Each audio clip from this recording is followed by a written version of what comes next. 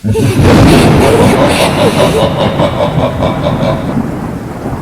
Wangshan family, welcome back. Let's start our new chapter.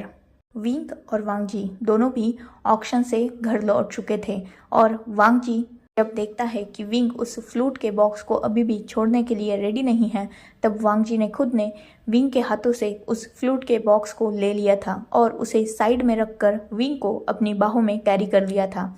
वो दोनों भी अपने रूम में पहुंच चुके थे। वो दोनों फ्रेश भी हो चुके थे और अब दोनों भी एक साथ बेड पर थे। एक लॉन्ग और पैशनेट मेकआउट सेक्शन कंप्लीट करने के बाद फाइनली वो दोनों भी एक दूसरे को बाहों में होल्ड किए सो चुके थे। नेक्स्ट डे सुबह वांगजी अपनी आदत के मुताबिक जल्दी उठ चुका था और वो फ्रेश भी हो चुका था, पर विंग अपनी आदत के अनुसार अभी भी बेड पर फैल कर लेटा हुआ था। वांगजी की आदत हो चुकी थी विंग को ऐसे देखने की, क्योंकि विंग कभी भी जल्दी उठने का नाम ही नहीं लेता था और वांगजी को ही उसे जबरदस्ती उठाना पड़ता था। आज भी वांगजी विंग के बेड के पास पहुंचा और वो बेड के साइड में ही बैठ गया। वो अपने स्लीपिंग ब्यूटी को देख रहा था, जो बहुत पीसफुली अभी भी नींद की आगोश में सोया हुआ था। वांगजी के चेहरे पर एक ब्यूटीफुल स्माइल थी। वांगजी अपने हाथ को विंग के चीक पर रखता है और वो ऐसे ही सोते हुए विंग के चीक को सहलाने लगता है। साथ ही उसका थंब विंग के लिप्स के साथ खेल रहा था, पर विंग उस पर इन सब चीज़ों का कोई असर नहीं हो रहा था। वो तो अपने नींद में चैन से सोया हुआ था। वांगजी जब देखता है कि विंग अभी भी उठ नहीं रहा, वो तुरंत विंग के लिप्स के करीब जाता है और उसे किस करना स्टार्ट कर देता है। विंग में नींद में ही वांगजी को किस बैक करने लगा था और एक डीप और पैशनेट किस से फाइनली वांगजी ने विंग को जगा ही दिया था। विंग ने जब अपनी आईज ओपन की, तब उसने अपने ऊपर अपने हैंडसम अल्फा को देखा, जो अभी उसे किस करने में बिजी था। उसकी आईज अभी क्लोज थी और विंग फील कर सकता था कि उसके होठों पर स्माइल है, जिसे देखकर विंग के भी फेस पर स्माइल आ चुकी थी, जिसे वांगजी अच्छी तरीके से नोटिस कर चुका था। वांगजी अपनी आईज ओपन करता है और वो दोनों भी एक दूसरे की आंखों में देख रहे थे। ये मॉर्निंग उनके लिए कोई नई नहीं थी, क्योंकि वांगजी अक्सर विंग को ऐसे ही जगाया करता था। अपने फुल ऑफ लव और किसेस थ्रू हमेशा विंग को वांगजी ये महसूस करवाता रहता था कि उसका अल्फा अपने ओमेगा से कितना ज़्यादा प्यार करता है। जब वांगजी देखता है कि विंग अब पूरी तरीके से वेकअप हो चुका है, वो तुरंत विंग को अपने बाहों में उठा लेता है और उसे वॉशरूम की तरफ ले जाने लगता है। विंग जब ये देखता है, तब वो एक स्माइल के साथ, या यूँ कहा जाए एक टीजिंग स्माइल के साथ, वांगजी की तरफ देखता है और कहता है, my Alpha, I am already tired, please leave me. Wangji विंग की तरफ देखता है और एक ब्यूटीफुल स्माइल के साथ कहता है, डोंट वरी, तुम्हारा अल्फा तुम्हारे साथ आज कुछ नहीं करने वाला, क्योंकि हम ऑलरेडी लेट हो चुके हैं, हमें मीटिंग के लिए निकलना है। सो प्लीज़ माय ओमेगा, जल्दी रेडी हो जाओ, मैं नीचे ब्रेकफास्ट पे तुम्हारा इंतज़ार कर रहा हूँ। इतना बोलकर वांगजी विंग को वॉशरूम में छोड़ देता है। अचानक विंग को भी क्लिक होता है कि आज उनकी दोनों की भी बहुत इंपॉर्टेंट मीटिंग है, जिसमें विंग और वांगजी दोनों का होना ज़रूरी है। इसीलिए विंग भी तुरंत नोट करता है और वो रेडी होने के लिए पलट जाता है। वही वांगजी भी वॉशरूम से बाहर आकर खुद को मीटिंग के लिए रेडी करता है और नीचे ब्रेकफास्ट टेबल पर जाकर विंग का इंतजार करने लगता है। विंग भी बहुत जल्दबाजी में रेडी होता है और वो भी नीचे आकर वांगजी को ज्वाइन करता है। वो दोनों बहुत लवी डवी तरीके से अपना ब्रेकफास्ट कंप्लीट करते हैं और तुरंत ही मीटिंग के लिए निकल जाते हैं। इस पूरे वक्त के दौरान विंग उस फ्लूट को टोटली भूल चुका था, क्योंकि उसके जहन से वो बात कुछ पल के लिए जैसे इरेज हो चुकी थी, क्योंकि उनकी मीटिंग भी इम्पोर्टेंट थी और विंग ऑलरेडी ही सुबह लेट हो चुका था।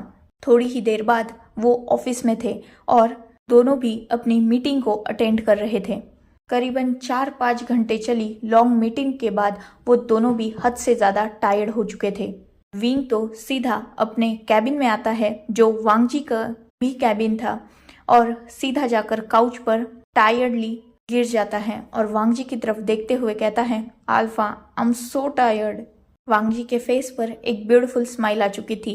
उसने तुरंत अपने सेक्रेटरी से कहा कि वो विंग के लिए कुछ स्नैक्स लेके आए और वो भी जाकर विंग के बगल में बैठ गया।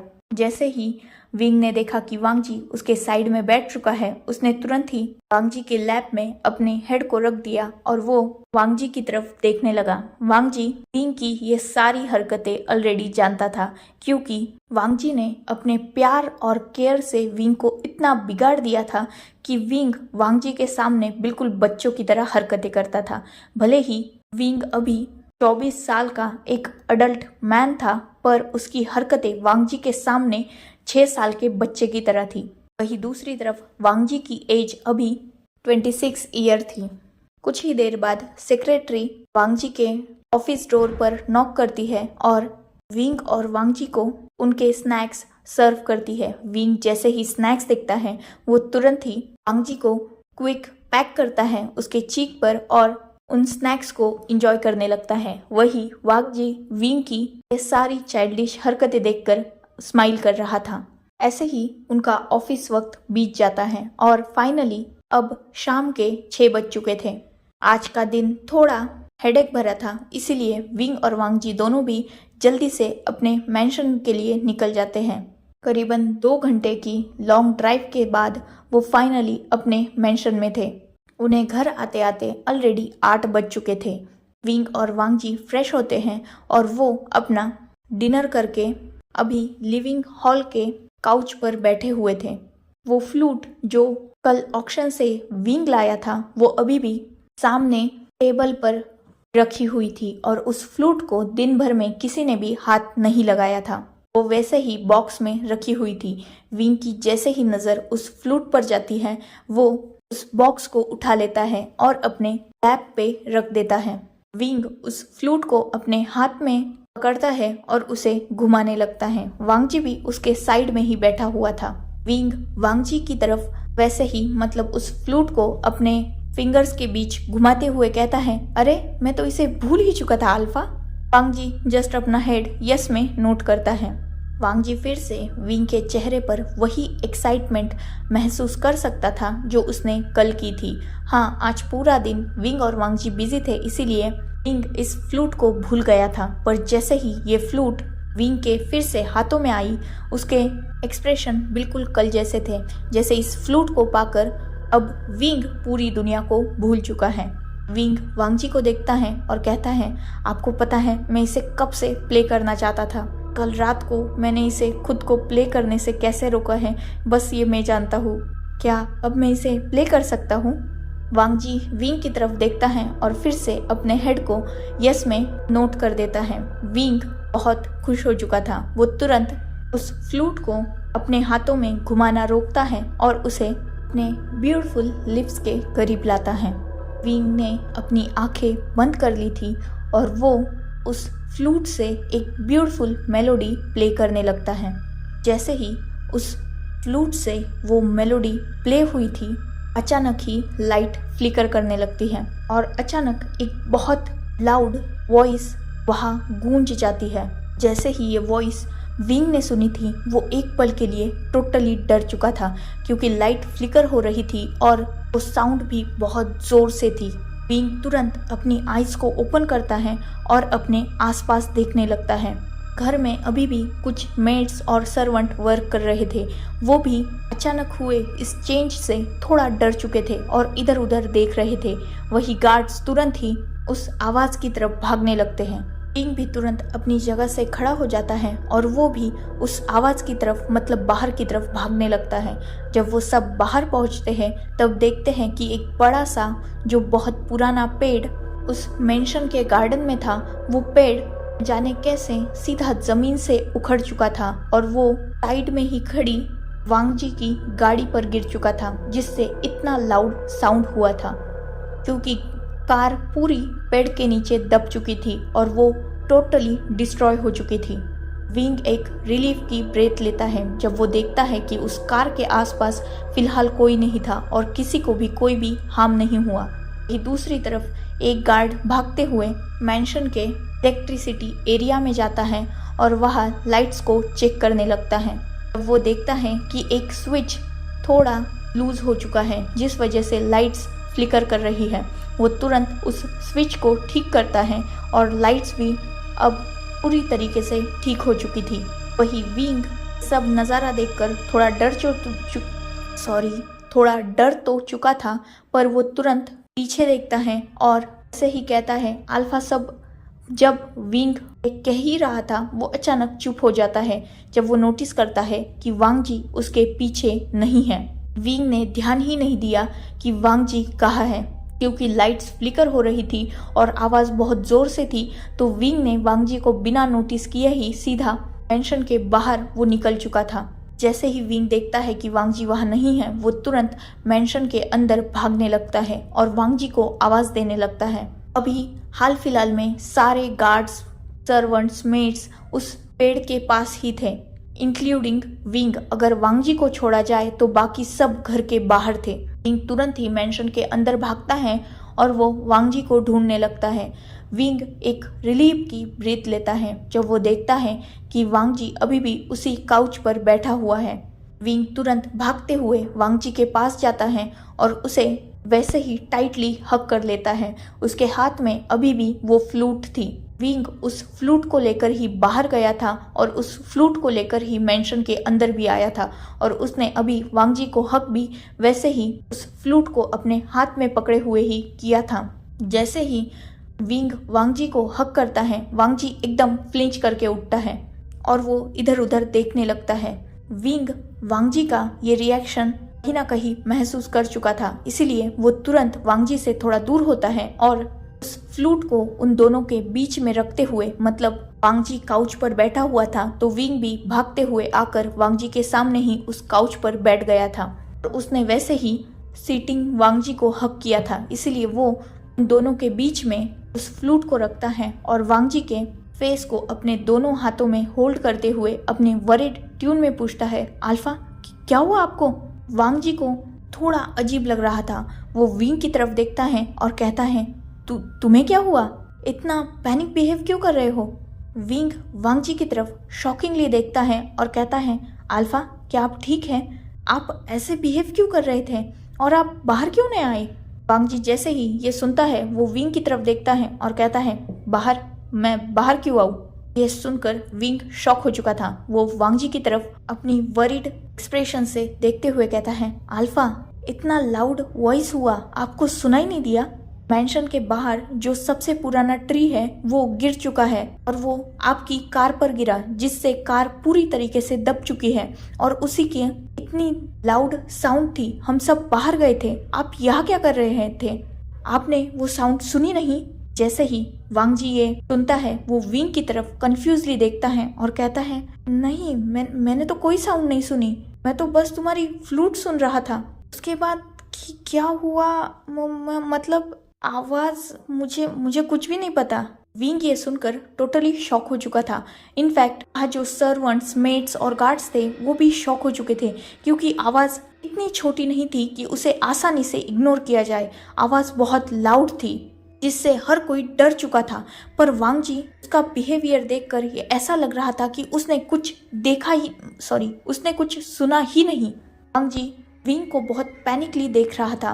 वैसे ही जब विंग वांग जी को इतना पैनिक एक्सप्रेशन के साथ देखता है वो तुरंत एक डीप ब्रेथ इनहेल करता है और अपने फेस के एक्सप्रेशंस को नॉर्मल करते हुए वांग जी के फेस पर अपना जो हाथ था उसे वांग जी के फेस पर सॉफ्टली रब करते हुए कहता है, कोई बात नहीं, हो सकता है आप फ्लूट की मेलोडी में खो चुके हो, इसीलिए आपने बाकी कुछ भी नोटिस नहीं किया हो।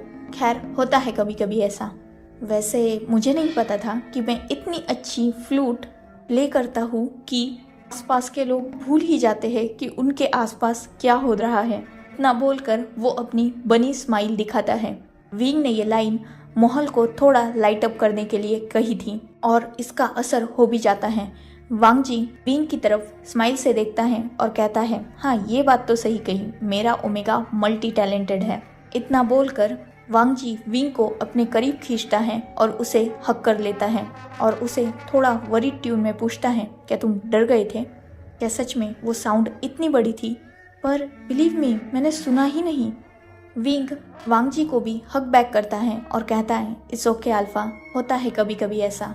वैसे भी बस कार का नुकसान हुआ है, बाकी हर कोई ठीक है। अच्छी बात तो यह है कि कोई भी इंजर्ड नहीं हुआ।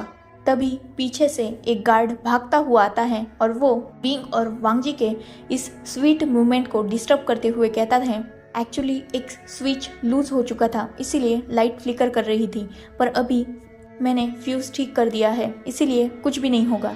ये सुनकर वांग जी डबल शॉक हो चुका था। वो तुरंत विंग को अपने से दूर करता है और कहता है लाइट्स फ्लिकर हो रही थी।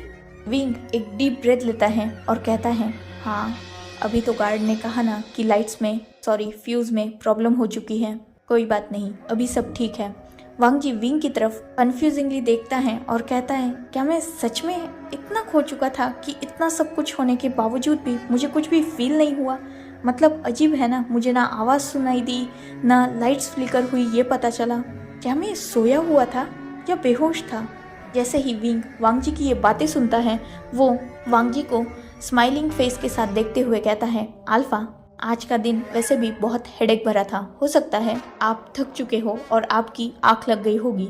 खैर कोई बात नहीं, चलिए चलकर आराम कर लेते हैं। इतना बोलकर विंग वांग जी को खड़ा करता है। वो दोनों भी अपने रूम की तरफ जाने लगते हैं। दोनों अभी जा ही रहे थे, तभी विंग आधे रास्ते में ही रुक जाता है और वो वांग जी से कहता है अल्फा, आप रूम में जाओ, मैं अभी आया। इतना बोलकर विंग वहां से जाने के लिए पलटा ही था, तभी वांग जी उसका हाथ पकड़ लेता है और उसे कहता है कि तुम कहाँ जा रहे हो? विंग एक स्माइली फेस के साथ वांग जी के हाथ पर हाथ रखता है और कहता है डोंट वरी अल्फा, मैं तुरंत आ रहा हूँ, बस मुझे गार्ड से कुछ बात करनी है। वांग जी अपने हेड को नोट करता है और वो अपने रूम की तरफ निकल जाता है। वही विंग स्टेयर्स से नीचे आता है और वो सारी मेट्स और गार्ड्स की तरफ देखता है जो अभी भी हॉल में ही थे। विंग गार्ड्स की तरफ देखते हुए कहता है बाहर जो मेस्टअप हो चुका है उसे क्लियर करो, अगर इलेक्ट्रिक बोर्ड में कुछ ज़्यादा बड़ी प्रॉब्लम हुई है तो कल इलेक्ट्रिशियन को बुला लेना। इतना बोलकर विंग उस फ्लूट को फिर से पाउच पर से उठाता है और अपने हाथ में लेकर रूम की तरफ बढ़ने लगता है। फाइनली विंग रूम में पहुंच चुका था। वो वांग जी की तरफ देखता है जो अभी भी बहुत कंफ्यूजली बेड पर बैठा हुआ था और जो हुआ उसके बारे में सोच रहा था। विंग एक डीप ब्रेथ इनहेल करता है और वांग जी के पास जाता है। वो उस फ्लूट को साइड टेबल पर रखता है और वांग जी के पास आकर बैठ जाता है। वांग जी को अपने पास खींचता है और उसे एक वार्म हग करता है और वो वांग जी को रिलैक्स करने लगता है। विंग अपनी जेंटल और सॉफ्ट वॉइस में वांग जी से कहता है इट्स ओके लंजान, कभी कभी ऐसा होता है, ये इतनी बड़ी बात नहीं है जिसकी तुम फिक्र करो। मैंने कहा ना, हो सकता है तुम्हारी आंख लग गई हो, इसीलिए तुम्हें बाकी कोई भी चीज महसूस नहीं हुई, ऐसे भी सब ठीक है। इतना बोलकर वो वांग जी के बैक को जेंटली पैट करने लगता है। वांग जी भी एक डीप ब्रेथ लेता है। वो भी विंग को बैक हग करता है और उसे अपनी आगोश में ले लेता है। वांग जी विंग से कहता है पर मुझे अभी भी समझ नहीं आ रहा, क्या मैं सच में इतनी गहरी नींद में सो चुका था कि मुझे कुछ भी फील नहीं हुआ? पर ऐसा कैसे हो सकता है? मुझे अच्छी तरीके से याद है तुम फ्लूट प्ले कर रहे थे और बाद में विंग वांग जी से क्वेश्चनिंग ट्यून में पूछता है। उन दोनों ने अभी भी एक दूसरे को हक करके रखा था। वांग जी कंफ्यूजिंगली विंग से वैसे ही कहता है और बाद में मुझे कुछ भी याद नहीं है, मैं तो बस तुम्हारी तरफ देख रहा था। मुझे बस लास्ट बात इतनी याद है कि तुमने आंखें बंद कर रखी थी और तुम फ्लूट प्ले कर रहे थे। उसके बाद का आवाज़ आना, लाइट्स फ्लिकर करना, मुझे कुछ भी याद नहीं है विंग। इतना बोलकर वो विंग को और भी टाइटली अपनी तरफ खींच लेता है। विंग एक डीप ब्रेथ इनहेल करता है और कहता है इट्स ओके वांग जी, कभी कभी ऐसा होता है। वांग जी जैसे ही विंग के मुंह से ये बात सुनता है, वो और भी टाइटली विंग को अपने करीब करता है और उसे हग कर लेता है। वांग जी ने विंग को बहुत टाइटली अपनी तरफ खींचा हुआ था और विंग उसकी केज में था। वांग जी ये सब सोचते हुए समझते हुए थोड़ा शॉक हो चुका था, क्योंकि उसे जो हो रहा था वो कुछ भी समझ में नहीं आ रहा था। सुबह तक तो सब ठीक था, तो अचानक ऐसा क्या हुआ जिससे वांग जी के साथ ये सब कुछ हुआ? So, enough for today. Let's take a break. next chapter in next video. If you like my explanation, like, comment and subscribe my channel. Hopefully you all are enjoying this journey. Goodbye, take care, enjoy your beautiful life.